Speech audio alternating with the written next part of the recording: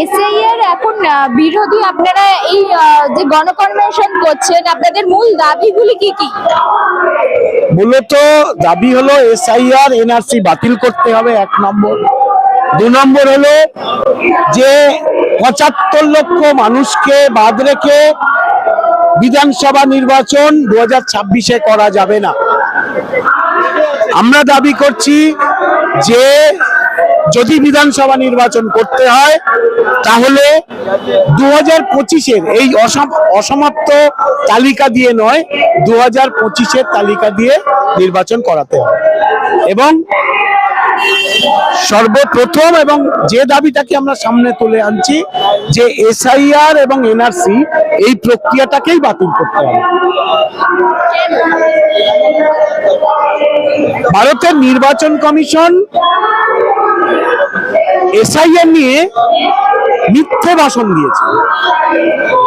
তারা বলেছে যে 2002 সালে যাদের নাম থাকবে, এমনকি যদি তাদের আত্মীয়র নামও থাকে, তাহলে তাদের এনুমারেশন ফর্মের সঙ্গে কোনো কাগজপত্র দিতে হবে না। কিন্তু আমরা দেখলাম যে এনুমারেশন ফর্মের সঙ্গে 11টা ডকুমেন্টের যে কটা ডকুমেন্ট আছে সেই সহ ফর্ম ফিল আপ করার পর 2002-এর যাদের লিস্টে নাম ছিল তাদের আবার হিয়ারিং হয়েছে। হিয়ারিং এর পর আন্ডার অ্যাডজুডিকেশন হয়েছে। আন্ডার অ্যাডজুডিকেশনের পর তাদেরকে যে সাপ্লিমেন্টারি লিস্ট, সেই সাপ্লিমেন্টারি লিস্ট থেকে বাদই দেওয়া হচ্ছে। যাদের বৈধ কাগজপত্র রয়েছে, যারা পেনশনার, সরকারি চাকুরি করতেন, যারা কলেজে অধ্যাপনা করলেন, যারা বিচারপতি, এমনকি বিচারপতি, তাদেরও নাম বাদ চলে গেছে। ফলে এসআইআর এই প্রক্রিয়াটা আসলে একেবারে প্রতিহিংসাপরায়ণ প্রক্রিয়া। এটা সাংবিধানিক কোনো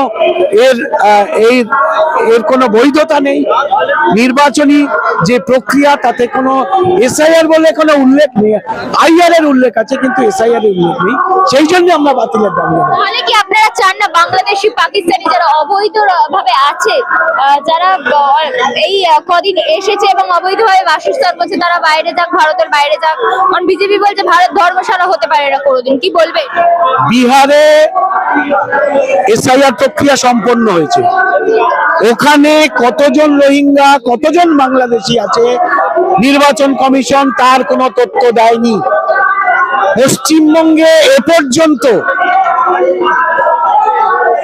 যে এসআইআর প্রক্রিয়া চলেছে, এ রাজ্যের ভারপ্রাপ্ত নির্বাচন আধিকারিককে সাংবাদিকরা বারবার প্রশ্ন করা সত্ত্বেও একজন বাংলাদেশি, একজন রোহিঙ্গার নাম উল্লেখ করতে পারেননি।